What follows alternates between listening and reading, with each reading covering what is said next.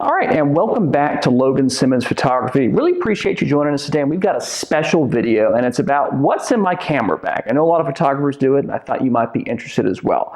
But before we get started, make sure you like the video, subscribe, follow depending on what platform you're on, because there's a lot more to come, and I don't want you to miss out. So please do that. Make sure you like it as well. That helps too. So let me start with my video equipment to start with. I don't have that in front of me because I am using it right now to record so I can show you. Right behind the camera there is a Sony SLT65. It's kind of a hybrid SLR mirrorless camera. Yeah, I'll flash some details there up on the screen. Just shooting with the kit lens. It's 1080p HD video, 60 frames per second. Decent quality, may upgrade it at some point. Basically, that's what the video equipment is right now. And we're on a Slick Sprint 150 tripod, which is actually pretty good value, honestly, for what it is. So, pretty cool stuff. Let's go ahead and get into the heart of the matter, which is the still photography equipment. Now, most of the pictures you see on my Instagram, Facebook, and so forth are going to be shot with this camera right here. And this is the Sony A700 camera. It's actually only 12 megapixels. It was released, I believe, in late 2007, around the same time actually as the Nikon D300, which is a pretty well-known semi-professional body. They both had 12 megapixels. They both were Sony sensors. So this is that. It's pretty basic, actually. We don't have any live view functionality here in the camera. It does not shoot video. All it does is shoot pictures, and you have to look through this viewfinder right back here. This screen over here is only to review images you've already shot. So something a little bit different there.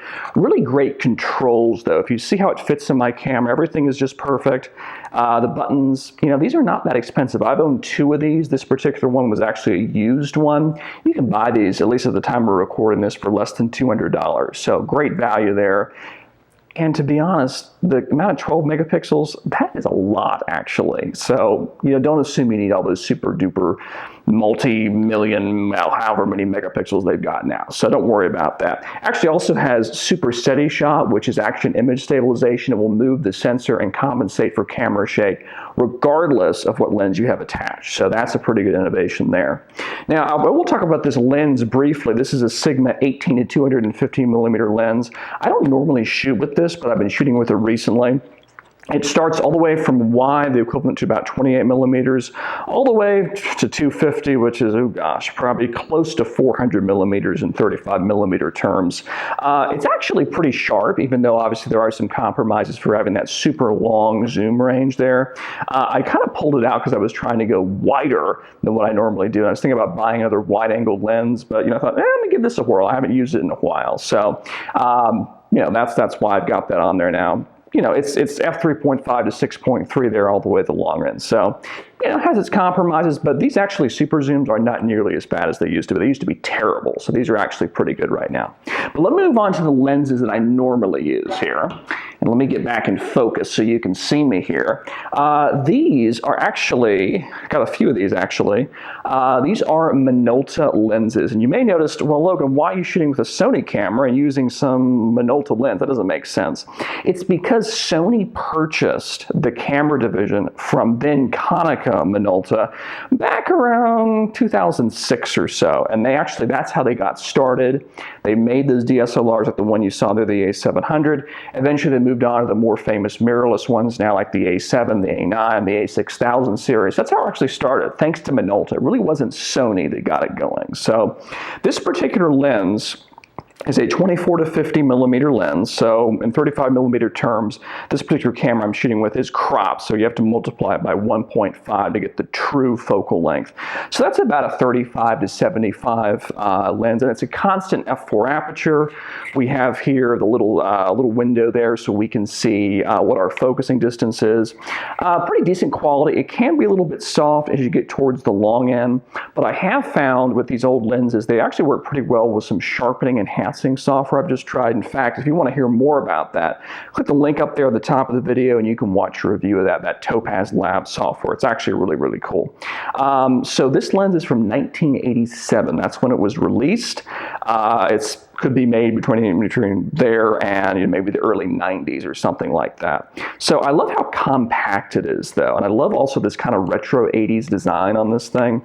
So they have certain quirks that just make it look not as modern in the image. There's a certain kind of glow to the image that's probably actually a flaw technically, but I like the look. Modern lenses are so perfect they don't have too many flaws. So that is one of those right there. Minolta actually started making these lenses in 1985. That's when they introduced their Minolta Maxxum series of cameras, and that actually brought autofocus to the film SLR world. They kept working on it. Eventually, they got DSLRs, and now Sony does it. So 1985 is when this particular series of lenses started, and it's still in service today through Sony. So that is a 24-50. Now, one of my personal favorites.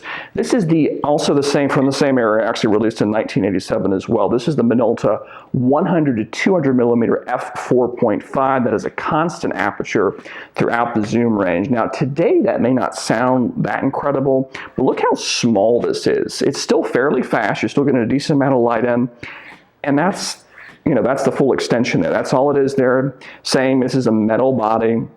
There was a rumor this was actually developed for Japanese intelligence services. I don't know if that's true, but it does make sense considering how compact this is and how reasonably fast or how much light it can gather with that f4.5 aperture. It doesn't have the closest focusing distance. In fact, it's telling me here 1.9 meters, maybe 5 feet or so here.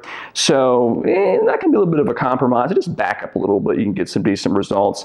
This lens also has this very unique, again, I guess you could say today it's a flaw, but it has this weird bokeh, which bokeh is a Japanese word for the quality of the out of focus effects or parts of an image, and because they made so many lenses, they had to make a word for that apparently in Japan.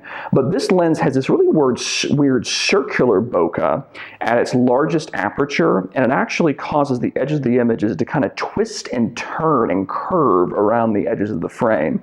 Now that sounds like it might be a problem, and maybe for some images it's not the best thing, but it generates these really, I think, really interesting effects. So definitely a cool little lens. These are very inexpensive. Again, even the one before that, the 24-50, not too bad at all. So really cool little lenses. I really like the 80s look of these particular lenses. And some of those, I think the 24-50 used to be available as a manual focus lens back when Minolta was just doing manual focus.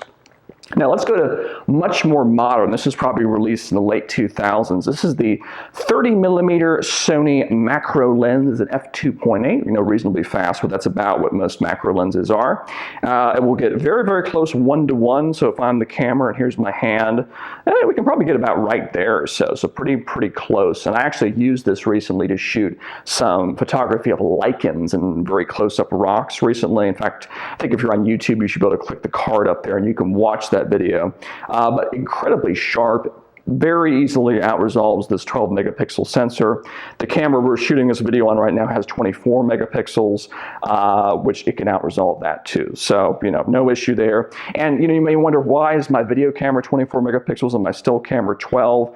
I just love the way my still camera handles. This particular camera we're shooting video on, the controls are just not up to the same level in the handling as that is. And if you shoot a lot of pictures, you appreciate that. I'm shooting these all the time. So I like a camera that handles well. I'm willing to give up a little bit of megapixels for that if I need to. So there you go.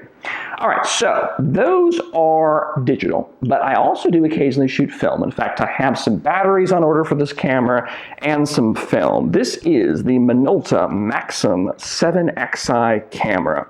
And remember I was saying that Minolta had this before Sony. This is the exact same mount that's on that Sony camera, and it takes exactly the same lenses. This particular camera was released in 1991, or 6 years after the Minolta Maxxum system was released. It did pioneer a couple of things. One of them, and I think this is batteries day, I can't pop up the flash, but there's a pop-up flash right here. This actually allows this camera to control wireless flashes, for example, like this Minolta flash gun right here, which is why it has this foot so I can put it wherever I want. And I can have a flash off camera and have this camera control it and have full metering. I don't have to guess or have my own light meter, and it just works. And this was introduced in 1991. So they were one of the first camera manufacturers to do that. Now Canon and Nikon have had it for some time, but Minolta was first. So this is kind of a quirky camera. If you look at it, it kind of looks like it's been squished or something like that. The controls immediately do seem a little bit sparse, but of course we do have the two command dials right here, just a lot of settings right there. This was considered a semi-professional body, so you know, we do have those professional features in there. A lot of the stuff is controlled. If you see this, you're probably not going to see on the camera, but there's a function button back here. I can tap that, and I'll see a couple functions appear at the top and bottom of the viewfinder, which are controlled with these top and bottom or front and back control dials right there. So you see it all through the viewfinder, makes sense. There is right here, and I'm not a big fan of the way Minolta did this, but this is the way they did it. Luckily, there's not too many controls here, but there's this door here. If I need to adjust ISO, I can do that. My drive modes. Normally, especially in a film camera, you're not adjusting these that much because, you know, ISO is obviously dependent on the film you're shooting. You typically will set that automatically when it inserts the roll. If you want to modify, you'll do that once. It's not a big deal, but tucks behind this door, so some may like that, some may hate it. It's not a huge issue, I don't think. I think I touched my microphone there, sorry about that. One other thing here with this particular camera is it had Minolta's fuzzy logic, only from the mind of Minolta. That's what the commercial said back in the day. And basically that's the name for the computer system that is inside this camera that controls all of this stuff. And if you see back, I'll take this off. Back here, there's a couple sensors right below the viewfinder, and this detects when your eye is up to the viewfinder. We'll automatically engage the autofocus system to focus the image. There is no off switch. That's kind of a negative of this particular camera. It's kind of nice in concept, but I don't think it works very well. I prefer to trigger my autofocus by half pressing the shutter button right here. But you know, Minolta gave it a try. Later versions did have an off switch. So my workaround has been, and this is used, I did not buy this brand new. I was definitely not old enough for that. So I take this is actually an eye cup from, in fact, the video camera we're using right now, the Sony A65. It does kind of fit over this particular eyepiece, but there's a little bar at the bottom of this eyepiece that actually blocks that sensor and effectively turns it off. So I leave that on there, and this eye cup stays on there pretty well. It might fall off one day, but they're cheap to replace. So that's the story of the Maxxum 7XI. Probably one of the more interesting cameras I have in my arsenal, even though it is a film camera. So it doesn't really matter what you shoot. Film, digital, it's an image. So use it, take it, it's good. This particular lens is a Sigma 28 to 135, so it's a third-party manufacturer. It's a reasonably sharp lens. It is a little bit softer, the wide end, f3.5 to 5.6. It's kind of just like an upgraded kit lens, if you're familiar with that term. But, you know, decent, and of course I can put my other lenses on there as well. This just happens to be on there right now. It works, you know, especially if you have grainy film, you may not notice some of the softness, so works out well. Nice, compact, lots of range in there. And I will show you one last thing, which is the Minolta 3600 HSD flash gun. And this will go on either my Minolta bodies or my Sony bodies. That is a proprietary Minolta hot shoe, which Sony has since replaced, but on my older models that works fine. It of course will fire wirelessly with those controls right here, and we can obviously plug it into the camera there and have it on camera. It will tilt up, reasonably powerful. The HS stands for high speed. There's a way for this to sync at very high shutter speeds if you want to freeze something moving really fast. Although the power is reduced, the D refers to Minolta's most up-to-date flash metering system, which I think Sony still uses today. So that's what the acronyms mean. But you know, I've had that for many years too. So a lot of this stuff is old, but as you can see, it still works if you look at my images there every day. So start out, buy yourself some used equipment. I'll have some links down below where you can get it, but I definitely hope you enjoyed looking at what's inside my bag. Just to prove to you how cheap I am here, I'll show you the bag, which is this backpack I purchased at Marshall's, and it has a little laptop sleeve right here, and I find the laptop sleeve can pad some of the lenses. So that honestly may be replaced here shortly, but for now, that's that. So hope you enjoyed this kind of different video today. Mark down in the comments what you think, and definitely appreciate you watching. We'll see you next time. Bye-bye.